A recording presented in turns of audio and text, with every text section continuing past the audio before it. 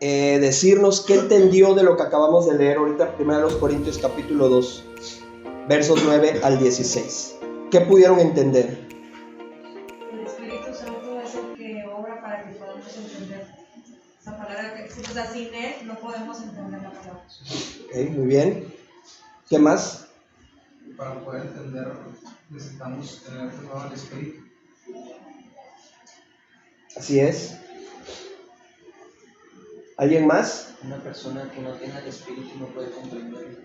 Le son locura para Dios. Le es locura, ¿verdad? Como dice aquí la misma palabra de Dios. El hombre natural, es decir, el hombre que no tiene a Dios, dice el verso 14, no percibe las cosas que son del Espíritu de Dios, porque para él son locura. Y no, ¿qué dice? Las puede entender. No las puede entender porque se han de discernir espiritualmente. ¿Sí? Entonces, el 16 nos dice algo importante. Dice, porque ¿quién conoció la mente del Señor? Obviamente, la respuesta a esa pregunta la tenemos. Dice, ¿quién le instruirá? Mas nosotros tenemos la mente de Cristo. ¿Sí? Nosotros tenemos la mente de Cristo. ¿Y a quiénes les está hablando Pablo aquí? Les está hablando a los hermanos que estaban en la región de Corinto, ¿verdad? Y ahora, cuando le dice nosotros tenemos la mente de Cristo, no solamente les está hablando a los hermanos que estaban en Corinto, sino le está hablando a hijos de Dios, porque los únicos que pueden tener la mente de Cristo son aquellos que han nacido de nuevo. Entonces, sin embargo, hay algo que muy pocos maestros de hermenéutica hacen, y es asociar y es ligar a que el entendimiento de la palabra de Dios no se va a lograr si la persona no es un discípulo de Cristo, un nuevo creyente nacido de nuevo. Sin el nuevo nacimiento y un proceso permanente de discipulado al que todo creyente, hijo de Dios, debe estar sometido o expuesto, no se va a lograr el crecimiento. ¿Qué queremos decir con esto? Lo que quiere decir es que aquí todos somos discípulos de Cristo. Es decir, el hecho que algún día nosotros estemos discipulando a alguien no quiere decir que ya nosotros dejamos de ser discípulos. Nosotros vamos a ser discípulos todo nuestro peregrinaje en esta tierra. Vamos a ser discípulos de Cristo. Nunca vamos a dejar de ser discípulos. ¿Por qué? Porque un discípulo es un aprendiz, alguien que está aprendiendo constantemente de su maestro, y para poder tener la mente de Cristo no nos va a dar esta vida, ¿sí? Ni nos va para poder entender todo lo que Dios quiere, no nos va a dar esta vida. Entonces tenemos que mantenernos en constante discipulado, en un discipulado constante, porque hay predicaciones, porque hay enseñanzas en las iglesias, porque somos discípulos y todos los días tenemos algo nuevo que aprender.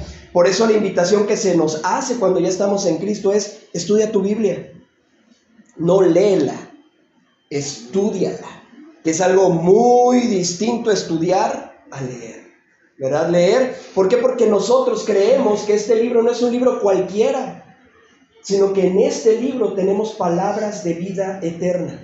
Es lo que nos va a nosotros a dar ese crecimiento que Dios nos pide y nos exige para que lleguemos a esa madurez, a esa estatura que solamente la podemos encontrar en Cristo. Vamos a estar plenos y completos estando en Cristo. Entonces es lo que nosotros tenemos que entender, que tú y yo no vamos a poder entender la Escritura si no hemos nacido de nuevo. Entonces estudiamos la palabra de Dios porque en ella está la vida eterna, y vamos a hallar principios que deben regir lo que creemos, lo que hacemos, lo que decimos y cómo debemos de pensar para tener esa mente de Cristo. El discipulado es el camino donde esa verdad se hace vida, es decir, donde ponemos en práctica lo que sabemos. Sí. Entonces, por eso es importante el discipulado. Ahora, entrando y empezando ya con esta parte, hay requisitos para el estudio que vamos a hacer de la palabra de Dios y para que éste sea provechoso. Es decir, dijimos que no es lo mismo leer a estudiar. Entonces, lo que nosotros vamos a hacer es estudiar la palabra de Dios, y para que esto sea provechoso, hay requisitos que si no se cubren, por más esfuerzo que la persona haga en el estudio de las Escrituras, no va a poder aprovecharlo al máximo. La Biblia no es un libro cualquiera. Creemos que la palabra de Dios es como Él es, como su naturaleza misma, es eterna y es atemporal. Por ello, está vigente y será siempre vigente por los siglos de los siglos. ¿Creemos que la Escritura o la Biblia es la palabra de Dios? ¿Lo creemos? ¿Basados en qué?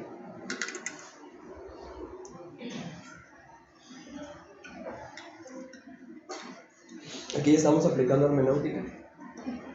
¿En qué baso lo que creo? ¿Por qué lo creo? ¿Para qué lo creo? ¿Por qué creemos que la Biblia o la Escritura es la palabra de Dios? Pues es inspirada por Dios. Correcto. Es decir, aquí vamos a una regla de la interpretación bíblica, que es que la misma Biblia se interpreta a sí misma. Entonces la misma palabra de Dios me dice que es la palabra de Dios, y lo podemos encontrar en 2 Timoteo 3, 16 al 17, ¿verdad? Que dice que toda la Escritura es inspirada por Dios y es útil ¿para qué? Para enseñar, para redarguir, para corregir, para instruir en justicia, y tiene un propósito, tiene una finalidad, dice, a fin de que el hombre de Dios sea perfecto, enteramente preparado para toda buena obra. Y aquí la palabra perfecto no habla, sí, obviamente tenemos que ser mejores cada día, si somos transformados por la palabra de Dios, pero la perfección no habla de esa perfección, porque somos obras en proceso, eso no lo debemos de perder de vista. Si la perfección la vamos a encontrar hasta el día de Jesucristo, o cuando muramos, pero lo importante aquí es que esa perfección habla de preparación, de capacitación, es decir, a fin de que el hombre de Dios sea enteramente preparado, dice otra parte de la Escritura también, para toda buena obra. Es decir, que lo que está buscando aquí la palabra perfección es para que estemos capacitados, para que estemos de alguna manera, tengamos la capacidad, tengamos la habilidad, ¿sí? Y eso lo vamos a lograr solamente a través de la palabra de Dios. Entonces, ellas son las que dan testimonio de sí mismo, como lo vemos en Juan 5:39, y que su estructura, sus profecías y sus afirmaciones confirman que la Biblia es la fiel palabra e inspirada de Dios, como lo dice 2 de Pedro, capítulo 1, 19 al 21. Alguien que la tenga lo puede leer. 2 de Pedro, capítulo 1, 19 al 21.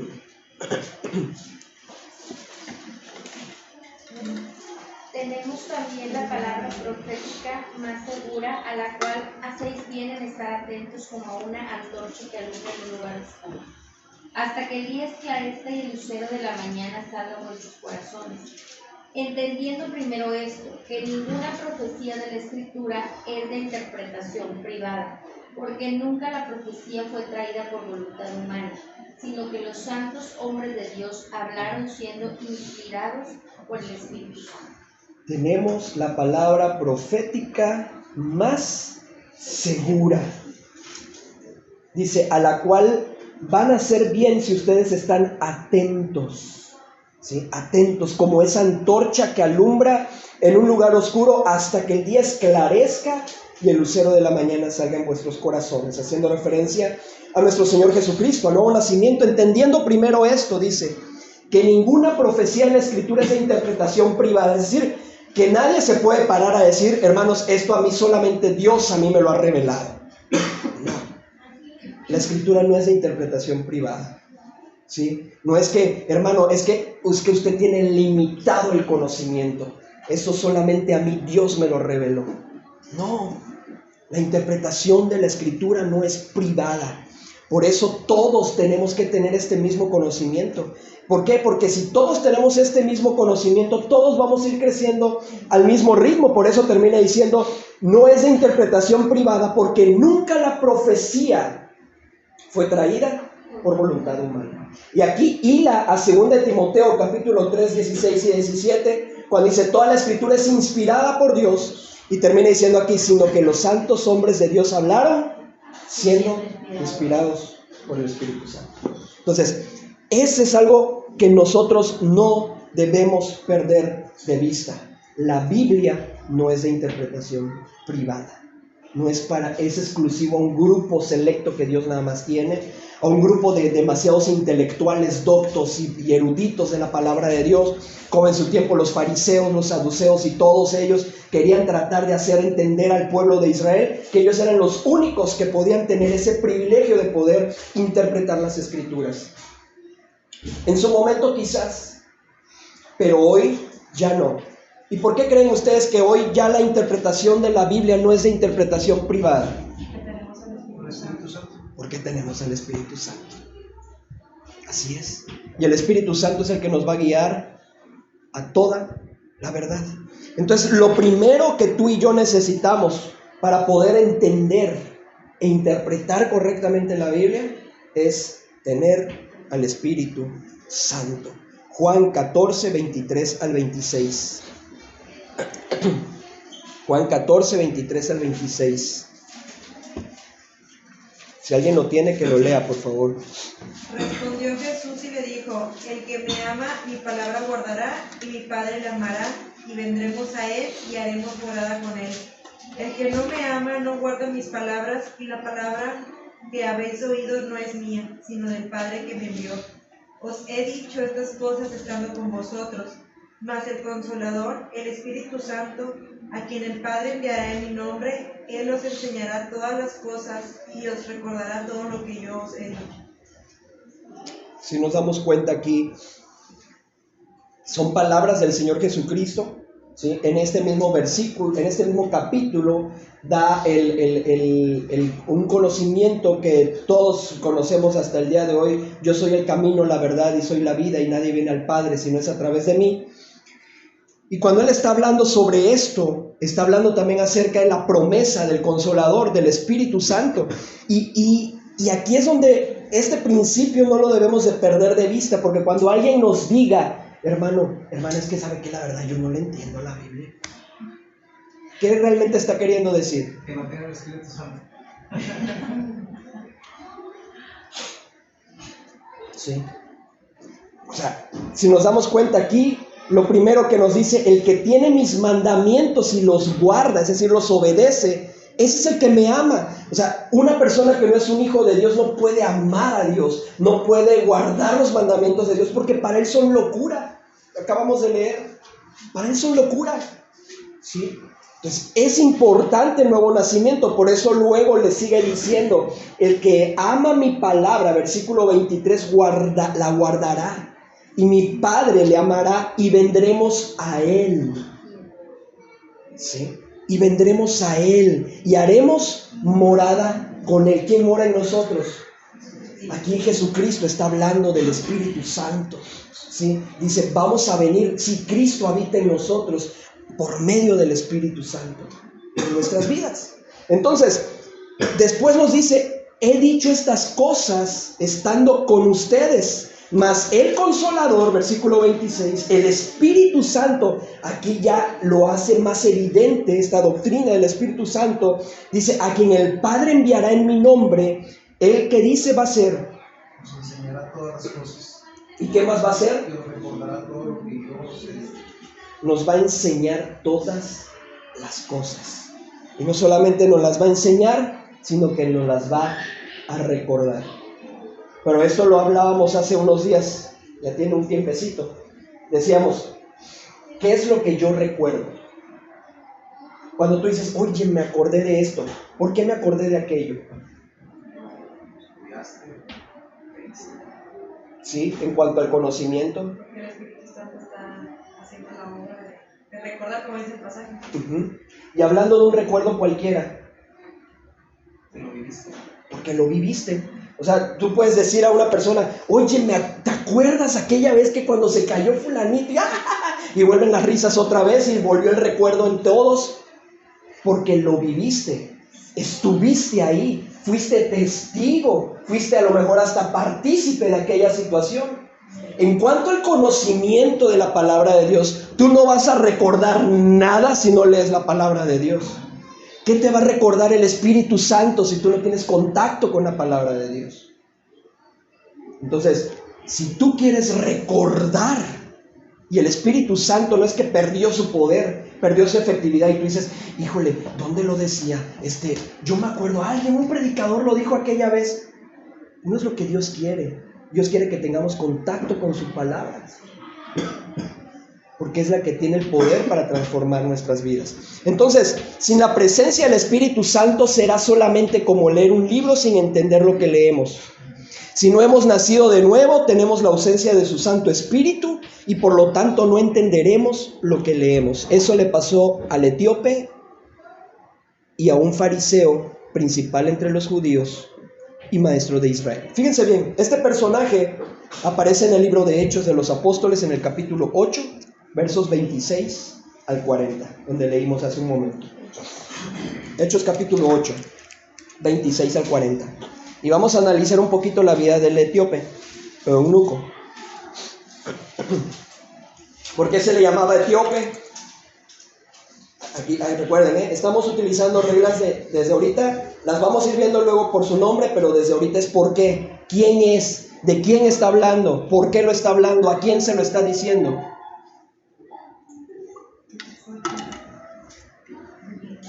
Un etíope era porque venían de Etiopía, ¿verdad?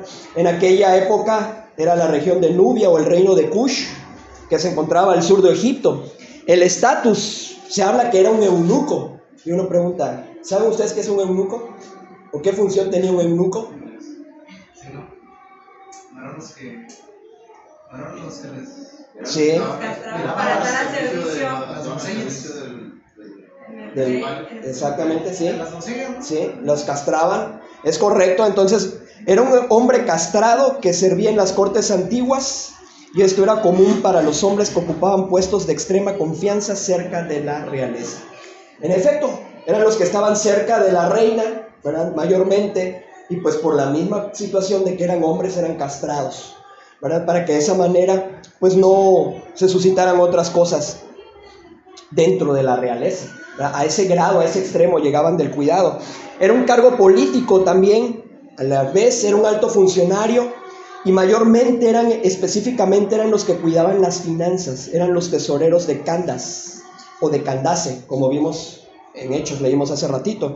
Reina de los etíopes. Candace no es una región, no es una ciudad, no es un nombramiento como tal, sino más bien es un título que se le daba a la reina de los etíopes. Básicamente era el equivalente a un ministro de finanzas. Era un título real, como cuando le llamaban faraón o César, cuando se dice Candace. Entonces, dentro de todo esto, si nosotros vamos allá al libro de los Hechos, en el capítulo 8, y empezando ya a tener este contexto que les acabo de dar es un contexto histórico y un contexto cultural. Entonces, fíjense bien cómo nos va a cambiar la mente ahorita que volvamos a leer con esto que acabamos de decir, el mismo pasaje que leímos hace rato. Hechos capítulo 8. Un ángel del Señor habló a Felipe diciendo: levántate y ve hacia el sur por el camino que desciende de Jerusalén a Gaza, el cual es desierto. Entonces él se levantó y fue, y sucedió que un etíope, que dijimos que un etíope es ¿de dónde? De Etiopía, eunuco, es decir, castrado porque servía a la corteza real, y también luego termina diciendo funcionario de Candace, reina de los etíopes. ¿Así se llamaba la reina? No, era un título real, como llamarle faraón, como llamar el César, era un título real.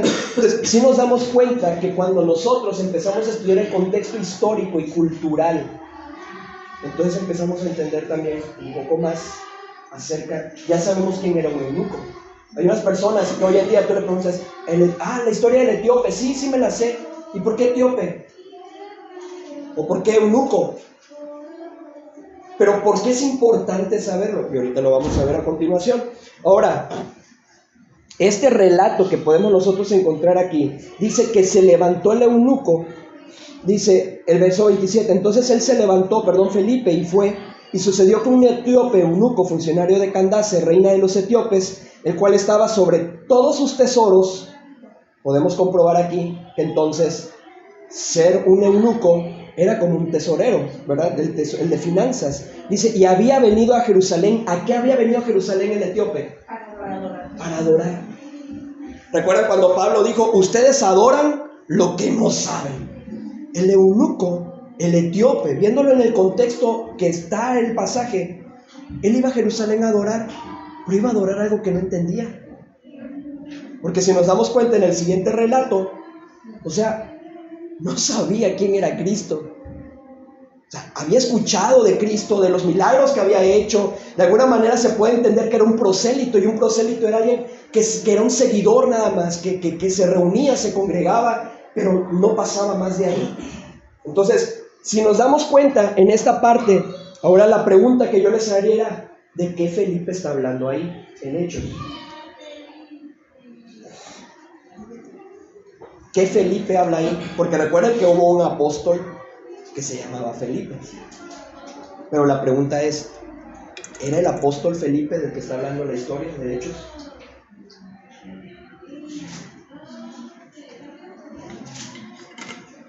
¿Habla de Felipe el apóstol? O, yo sé que ya cuando les diga el o, ya van a saber que no habla de Felipe el apóstol, ¿verdad? O del diácono que se eligió en Hechos, igual mismo, donde se apartó a Bernabé, a Saulo, pero se eligieron a 7 diáconos. Y esos 7 diáconos, dentro de esos 7 diáconos, había un Felipe. Entonces, del Felipe que aquí está hablando, es de ese Felipe que se eligió por la iglesia como diácono, ¿sí? Y esa parte la vamos a comprobar. Fíjense bien, Hechos capítulo 6. Unos capítulos anteriores nos habla de este Felipe. Hechos capítulo 6, versos del 1 al 6. En aquellos días, como creciera el número de los discípulos, hubo murmuración de los griegos contra los hebreos de que las viudas de aquellos eran desatendidas en la distribución diaria. Entonces los 12 convocaron a la multitud de los discípulos y dijeron, no es justo que nosotros dejemos la palabra de Dios para servir a las mesas. Buscad pues, hermanos, entre vosotros a 7 varones de buen testimonio, llenos del Espíritu Santo y de sabiduría, a quienes encarguemos de este trabajo, y nosotros vamos a persistir en la oración y en el ministerio de la palabra. Agradó la propuesta a toda la multitud y eligieron a Esteban, varón lleno de fe y del Espíritu Santo. ¿A quién más dice? A Felipe. A Prócoro, a Nicanor, a Timón, a Pumba, a Parmenas y a Nicolás, prosélito de Antioquía. Si nos vamos dando cuenta, entonces, al Felipe al que estamos nosotros refiriéndonos en Hechos capítulo 8, no fue Felipe el apóstol, fue Felipe el diácono. Y ahorita vamos a comprobar aún más eso. Ahora, en Samaria, tras la persecución en Jerusalén, vemos que él viaja a Samaria, donde predicó con gran éxito. Realizó sanidades, bautizó a muchos, incluidos a un hombre llamado Simón el mago. Es decir, si nos damos cuenta, Felipe, aún como diácono, prácticamente hacía las mismas señales que hacían los apóstoles, ¿sí? Tanto así, en Hechos, ahí mismo en el capítulo 8, Hechos capítulo 8, versículo 4.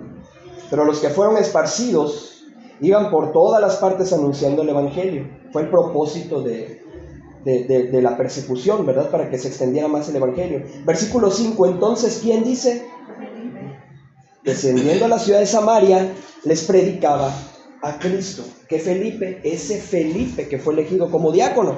Entonces, el encuentro con el etíope por orden divina hizo que dejara él lo que estaba haciendo en Samaria para ir para agarrar un camino desértico, y allí explicó las profecías de Isaías al funcionario etíope y lo bautizó. Ahora, ¿cuál era la duda que tenía el eunuco? Ahí lo vimos en Hechos capítulo 8. ¿Cuál era la duda que tenía el eunuco? Si no sabía de quién estaba hablando el profeta. Así es. No entendía si era de él o de O de alguien más del que estaba hablando el profeta Isaías. Esa era la duda que él tenía. Y esta duda se da porque Felipe le pregunta en el versículo 30, ¿qué es lo que le pregunta Felipe? ¿Entiendes lo que lees? ¿Y cuál fue la respuesta del eunuco? ¿Cómo podré si alguno no me enseñara? ¿Y cómo podré si alguno no me enseñara? La explicación: Felipe subió a su carro y le explicó que ese pasaje se refería a Jesucristo.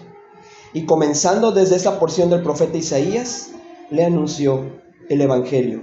¿Cuál fue el resultado? Que podemos ver en el eunuco. Al creer en el mensaje, el eunuco vio agua en el camino y pidió ser bautizado. Felipe lo bautizó allí mismo y el relato dice que el funcionario continuó su viaje lleno de gozo. Y aquí es donde podemos encontrar que el eunuco, el etíope, ahora camino a Jerusalén, iba ya realmente sabiendo a quién iba a adorar. ¿Por qué? Porque aquí se ve su nuevo nacimiento, porque el gozo es fruto ¿de qué? El Espíritu Santo. Entonces aquí es donde podemos ver que el eunuco nace de nuevo y por eso dice que de su regreso regresa con gozo. Entonces, ahora, Juan capítulo 3, versículo 10, no pierdan de vista Hechos 8. Juan capítulo 10. Juan 3. Juan capítulo 3. Y vamos a leer en el versículo 10.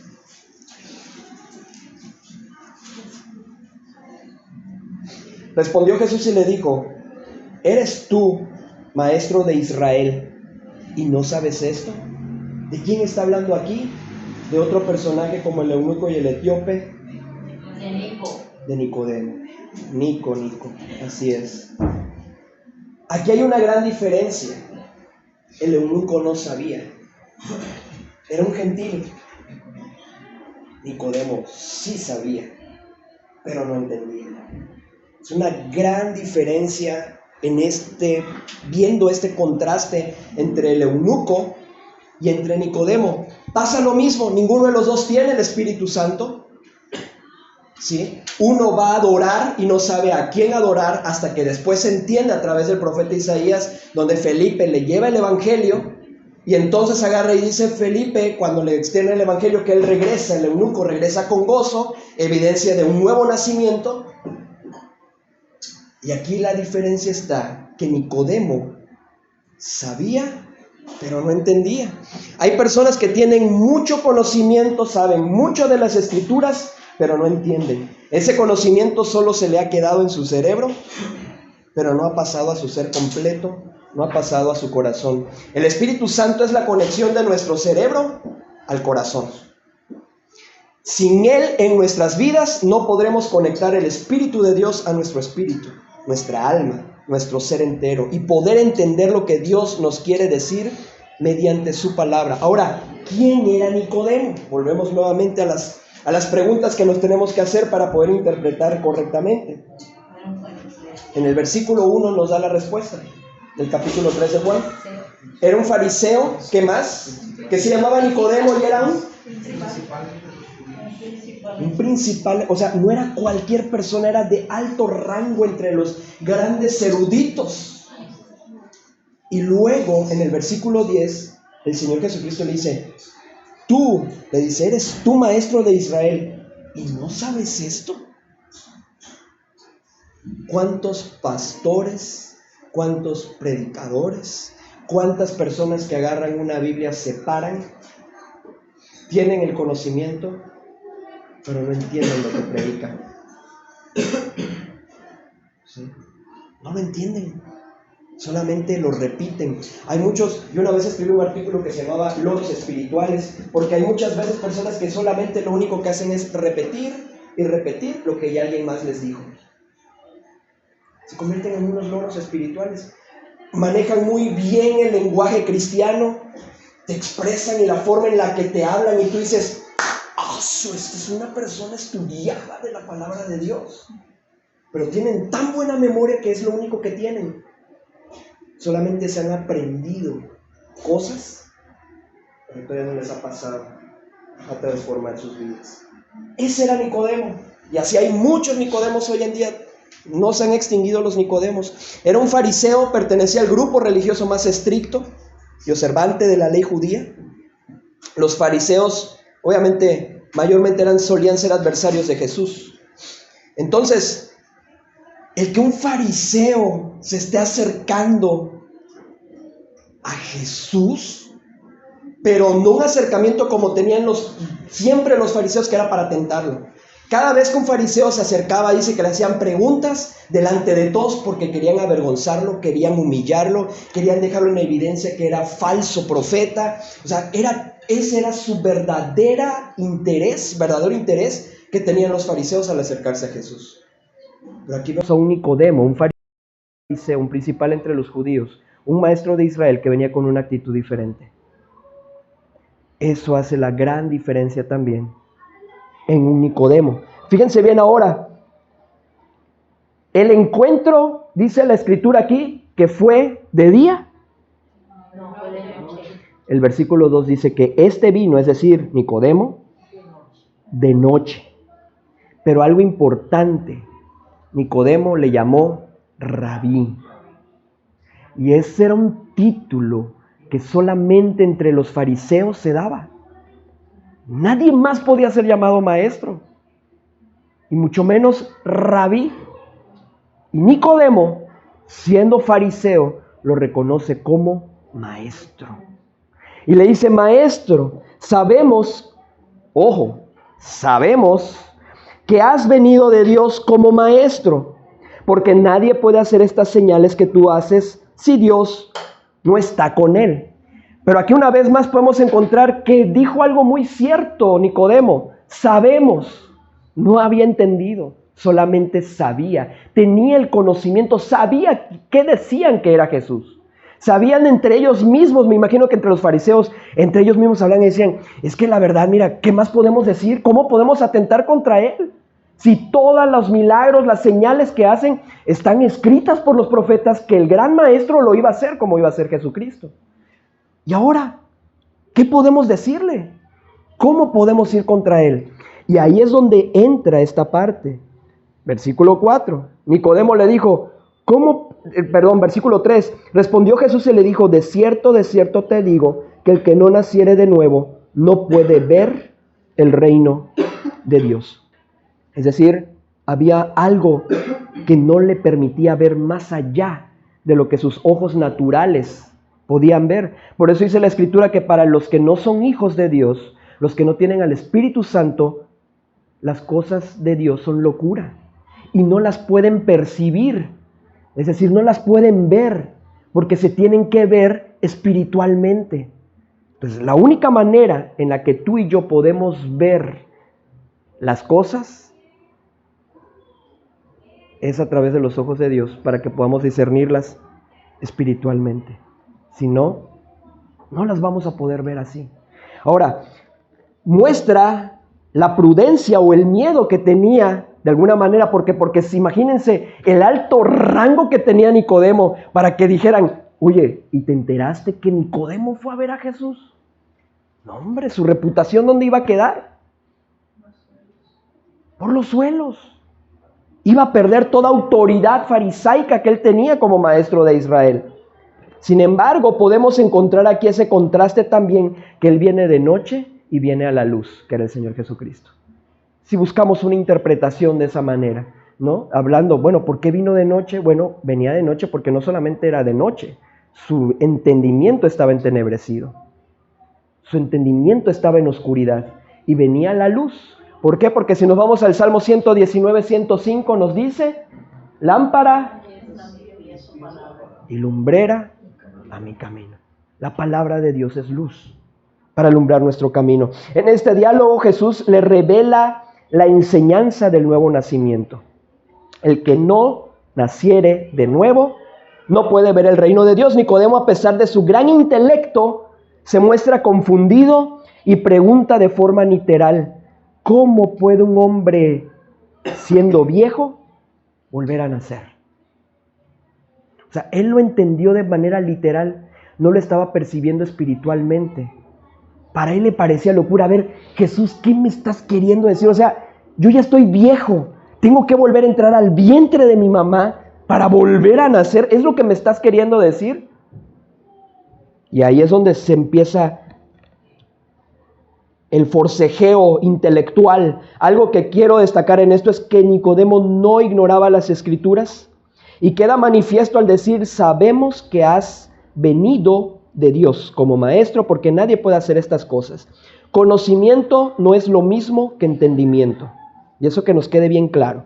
Conocer no es lo mismo que entender. Aunque Nicodemo no desconocía las Escrituras, solo era un fariseo y principal entre los judíos, sino que también, además de todo eso, era un maestro de Israel. Cuando a alguien, hoy en día se utiliza mucho, es que esos son unos fariseos. ¿Realmente qué es ser un fariseo? Un fariseo es aquella persona que sabe, pero no entiende realmente. Entonces, cuando de repente nos dicen, porque hay muchas corrientes de otras iglesias o algo, o cuando se hace muy cortante o muy tajante en una enseñanza bíblica, eso es fariseísmo. Eso no es fariseísmo. Fariseísmo es conocer algo, saber algo, pero realmente no entenderlo, ¿no? Los fariseos eran los que vivían siguiendo siempre tradiciones, todas las tradiciones judías. Entonces ellos pensaban que a través de sus tradiciones iban a agradar también a Dios, ¿no? Y vamos viendo a lo largo del tiempo, Pablo siendo judío, pero sin embargo llamado a predicar a los gentiles, vamos viendo cómo Pablo va rompiendo ese pensamiento que traían, y que luego dentro de los mismos judíos se llega a una corriente que se llaman los judaizantes, y ellos lo que querían era hacer de los gentiles que se volvieran judíos, algo que iba a ser imposible, ¿verdad? Entonces, sí vamos entendiendo hasta aquí que es importante, y nos estamos dando cuenta que el conocimiento no es lo mismo que el entendimiento. Hoy día hay muchos maestros, personas que conocen de las Escrituras pero no las han entendido, sin embargo tienen una gran influencia en muchas personas, y las personas no siguen a Cristo, sino a quien usa la Biblia sin entenderla. Pablo le hizo una advertencia dura a Timoteo sobre esto, y vamos a 2 Timoteo capítulo 4 versos 3 al 4. Porque aquí vamos a hablar de esos Nicodemos que hoy en día se levantan, que sí usan la Biblia, tú los ves, están al frente, están abriendo la Biblia, te están leyendo. 2 Timoteo capítulo 4 versos 3 al 4. Y tú dices, pero si es que usan la Biblia, están leyendo la Biblia, ese versículo hasta yo me lo sé de memoria. Pero al no entenderlo, van a decir lo que ellos piensan que dice ese texto.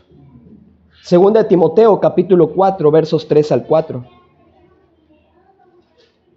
¿Cómo dice? Fuerte. Porque vendrá tiempo cuando no sufrirán la sana doctrina, sino que teniendo comezón de oír, se amontonarán maestros conforme a sus propias concupiscencias, y apartarán de la verdad del oído, y se volverán a las fábulas. Si nos damos cuenta, es decir, ya está profetizado. No nos debe de asombrar que hayan tantos predicadores que las redes las tienen acaparadas, que son famosos, que tienen influencia, tienen miles y millones de seguidores. Iglesias que de repente de la nada tú ves que se levantan y ya son 100, son 200, llegaron a 1000, wow, ¿y cómo le hicieron? Y ellos te venden sus estrategias porque te las venden. Yo he visto un montón de publicidades donde dicen, ¿quieres tener una iglesia grande? Y que no sé qué tanto, nosotros te damos el secreto. ¿Qué es eso? La Biblia no es interpretación privada. O sea, si tú quieres hacer crecer una iglesia, aquí viene la palabra de Dios. En Hechos capítulo 2 podemos encontrar los cimientos bíblicos para el crecimiento de una iglesia. No solamente en conocimiento, sino en número. No necesitamos más. Ahora, ¿a qué es a lo que vamos? Vendrán tiempos cuando no sufrirán la sana doctrina. Y aquí esta es responsabilidad nuestra. ¿Cuál es la sana doctrina? La sana doctrina es la de los profetas, los apóstoles y de Cristo. Esa es la sana doctrina. A esa sana doctrina es la que hace referencia aquí. Por eso una iglesia de Cristo debe estar fundada en esos principios, en esas doctrinas, en esas enseñanzas, lo que enseñaron los profetas, los apóstoles y Cristo mismo. Por eso somos una iglesia apostólica, no romana, pero sí somos una iglesia apostólica porque nuestros cimientos, nuestros principios como iglesia están en los apóstoles. Entonces, dice que pero va a llegar un tiempo cuando la gente no va a querer sufrir la sana doctrina. Es decir, ¿por qué dejaste de hacer eso? Es que, hermano, es que luego me van a decir que si por qué yo dejé de hacer eso. Que si por qué ahora yo ya no voy a tales lugares. Entonces, hermano, yo creo que como que es muy exagerada esa doctrina, como que está muy farisaica y muy legalista, ¿no? Es el término que hoy día utilizan. Pero, ¿por qué se dan todos estos grupos y estos movimientos y este crecimiento que está viendo hoy en día? Porque es gente que no quiere sufrir la sana doctrina. Es decir, que no quieren seguir los principios que Cristo dejó en su palabra. Vive como quieras, pero ven aquí y da tu diezmo. Vive como quieras y cuando se requiera de tu ayuda, aquí tienes que estar. Vive como quieras, no importa, vive como decía Salomón, a como bien te plazca. Pero hay algo importante, pero recuerda que sobre todas estas cosas te juzgará Dios. Créanmelo, si queremos crecer rápido, mis hermanos, también me la sé cómo hacerle crecer rápido. Pero ¿es el propósito de Dios? Si queremos ser una iglesia de Cristo, ¿necesitamos ir a esas estrategias humanas? No necesitamos. ¿Por qué? Porque lo que nosotros buscamos es cimentarnos en Cristo.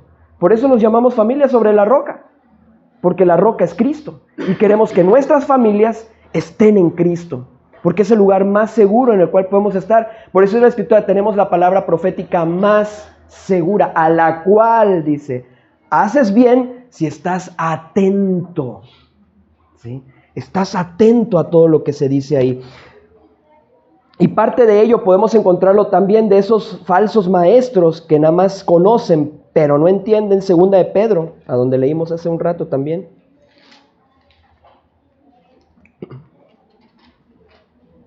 Y creo que nos vamos a quedar en esta primera parte nada más. Segunda de Pedro, capítulo 1,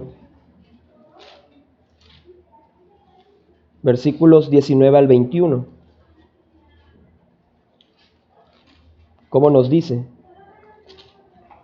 Tenemos también la palabra profética más segura, a la cual hacéis bien en estar atentos como a una antorcha que alumbra en lugar oscuro, hasta que el día esclarece y el lucero de la mañana salga en vuestros corazones. Entendiendo primero esto, que ninguna profecía de la Escritura es de interpretación privada, porque nunca la profecía fue traída por voluntad humana, sino que los santos hombres de Dios hablaron siendo inspirados por el Espíritu Santo. Ahora, en el contexto del libro, la continuación de esto sigue en el capítulo 2, como dice el capítulo 2, versículos del 1 al 3. ¿Ahí mismo? Pero también falsos profetas entre el pueblo, como habrá entre los falsos maestros que introducirán encubiertamente herejías destructoras y aún no negarán al Señor que los rescató, atrayendo sobre sí mismos destrucción repentina. Versículo 2. Y muchos seguirán sus disoluciones, por causa de los cuales el camino de la verdad será blasfemado. 3. Y por avaricia harán mercadería de vosotros con palabras fingidas. Sobre los tales ya de largo tiempo la condenación no se tarda y su perdición no se duerme. Muy bien. Si nos damos cuenta la continuidad que tiene el capítulo 1 con el capítulo 2. Primero nos empieza diciendo, haces bien si te afianzas a lo que yo he dicho, a mis palabras, ¿no? Estoy parafraseando, ¿no? Los versículos 19 al 21. Porque sabes una cosa, hijo mío, es que la profecía, lo que yo he dado, lo que yo he revelado para ustedes, no es interpretación privada. Pero ten cuidado, empieza diciendo en el capítulo 2, porque también habrán falsos profetas entre el pueblo. Ni siquiera dice que van a ser externos solamente, hay falsos profetas externos, pero no dice que van a ser, sino entre nosotros mismos. Dice que van a haber falsos maestros, como habrá entre vosotros falsos maestros, falsos profetas. En nuestros tiempos podríamos decir falsos predicadores y falsos maestros. Dice que van a introducir donde tú te vas a dar cuenta inmediatamente. Dice así, que inmediatamente vamos a detectar cuando estos falsos profetas y estos falsos maestros nos van a introducir todas estas malas enseñanzas. Dice que va a ser fácil de detectarlo. Dice que lo van a hacer encubiertamente. O sea, fíjense bien la astucia, la maldad que hay en ellos. Van a introducirla encubiertamente herejías destructoras. Y aún negarán al Señor que los rescató, atrayendo sobre sí mismos destrucción repentina. Pero ¿qué va a pasar? Dice que muy poquitos van a ser los que los van a seguir. ¿Así dice la Escritura? Y muchos seguirán sus disoluciones, por causa de los cuales el camino de la verdad es blasfemado. Ustedes ven ahorita en los días que pasan una noticia y que sale el pastor fulano de tal se llevó cautiva a la esposa de no sé qué tanto porque le dijo el Espíritu Santo que le tenía que decir a su esposo que él tenía que tener relaciones con su esposa. Es real, han salido en las redes sociales esos casos. Esa gente que usa el nombre de Cristo, el nombre de Dios, dice que por causa de ellos la verdad va a ser blasfemada. Mucha gente dice, yo voy a ir a una iglesia para que luego terminen llevando que me diga que no, el Espíritu Santo me reveló que me tengo que acostar con tu esposa. Yo no voy a una iglesia. La verdad empieza a ser blasfemada. Pero esas son las barbaridades, pero hay cosas que no son barbaridades, que son herejías encubiertas, que van entrando poco a poquito. Y ahora fíjense bien cómo termina diciendo el versículo 3. Por avaricia, es decir, amadores del dinero, amadores de las cosas materiales, van a ser mercadería de ustedes, con palabras fingidas. Ay, hermano, no sabes cuánto te amo en el Señor. ¿No? Con palabras fingidas te van a tratar bonito, te van a hablar bonito, te van a endulzar el oído, va a ser como el canto de las sirenas, como dicen, y te van a estar hablando tan bonito que, ay, aquí hay mucho amor, me aman, me quieren. Lo que quieren es tu lana, la lana de las ovejas. Pero si nos damos cuenta, esos falsos maestros, esos falsos predicadores, ¿sí?, esos falsos profetas de lo que nos habla la Biblia, ¿hasta dónde entonces es importante? Y aquí es donde yo quiero recalcar ya para cerrar. ¿Te das cuenta entonces qué tan importante es que tú sepas y aprendas a interpretar la Biblia? Y sobre todo, que ya hayas nacido de nuevo. Porque si no has nacido de nuevo, a lo mejor tengas el conocimiento, pero no vas a tener el entendimiento. A lo mejor leas, pero no vas a entender lo que lees. Entonces, el primer punto que estamos viendo aquí de la hermenéutica, yo sé que a lo mejor todos esperaban, vamos a empezar a ver la primera regla y todo. No. Lo más importante de esto es de que te va a servir, sepas las reglas, si no tienes al Espíritu Santo. De nada. ¿Verdad? Entonces, es importante que nosotros, si ya estamos seguros que estamos en Cristo, que Cristo está en nosotros, que su Espíritu Santo ya mora y habita en nosotros, entonces ya tú tienes todas las de ganar si vas a la palabra de Dios. Pero, primeramente Dios, el próximo domingo vamos a ver la actitud correcta con la que tenemos que ir a la palabra de Dios, ¿sí? Y la actitud correcta con la cual tenemos que ir a la palabra de Dios es querer aprender, ¿verdad? Y eso es lo que vamos a ver primeramente Dios el próximo domingo. El deseo y la actitud correcta es querer aprender. Yo no voy a ir a la palabra de Dios para que me diga lo que yo quiero que me diga. Yo voy a ir a la palabra de Dios para que Dios me hable lo que me tenga que hablar, ¿verdad? Eso es lo que vamos a ver primeramente Dios el próximo domingo. Muy bien, pues hasta aquí nos vamos a quedar.